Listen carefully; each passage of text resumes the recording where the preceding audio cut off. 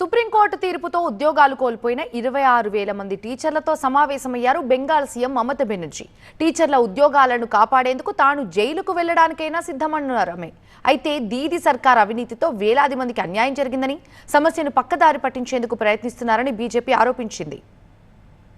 Bengal teachers recruitment scam పై రాజకీయ యుద్ధం మొదలైంది.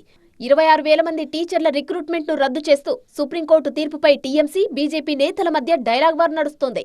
ఉద్యోగాలు కోల్పోయిన 26,000 మంది అభ్యర్థులతో సమావేశమయ్యారు మమత. గతంలో సుప్రీంకోర్టు హైకోర్టు ఇచ్చిన తీర్పుపై స్టే విధించిందని, ఇప్పుడు కొత్త సీజేఐ ఈ స్టేను ఎత్తివేయడంతో 26,000 మంది రోడ్డున పడ్డారని అన్నారు మమత. తాను ఎవరి ఉద్యోగాలు లాక్కోలేదని అన్నారు మమత. సుప్రీంకోర్టు తీర్పును తాను వ్యతిరేకిస్తున్నట్టు తెలిపారు. కోర్టు ధిక్కరణ కింద జైలుకు వెళ్లడానికైనా తాను సిద్ధమన్నారు. అభ్యర్థుల తరపున తాము న్యాయ పోరాటం చేస్తామన్నారు మమత. ఉద్యోగాలు కోల్పోయిన టీచర్లు మమత ముందు కన్నీరు మున్నీరయ్యారు. తాను బతికున్నంత వరకు ఎవరు ఉద్యోగాలు కోల్పోలేరని మమత స్పష్టం చేశారు.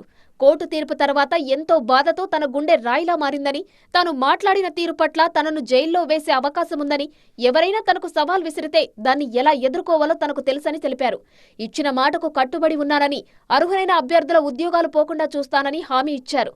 బెంగాల్లో విద్యా వ్యవస్థను నాశనం చేసేందుకు పెద్ద కుట్ర జరుగుతోందని మమత ఆరోపించారు.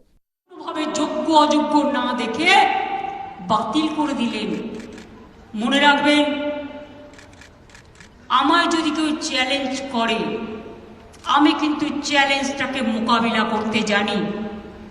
আমি কোর্টকে বলছি না, এটা কোর্টের দোষ নয়, দোষ তো সেই মুখ আর মুখোশদের যারা আপনাদের নিয়ে খেলা করেছে। বাট আমি একটা কথা বলতে চাই, అయితే మమతా బెనర్జీ నిరుద్యోగులను మోసం చేస్తున్నారని బీజేపీ ఆరోపించింది. అసెంబ్లీ ఆవరణలో బీజేపీ ఎమ్మెల్యేలు ఆందోళన చేపట్టారు. టీచర్స్ స్కామ్లో మమత రాజీనామా చేయాలని డిమాండ్ చేశారు.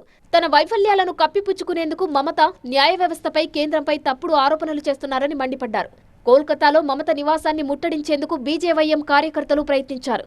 పోలీసులు వాళ్లను అడ్డుకున్నారు. ఆందోళనకారులను అరెస్టు చేశారు.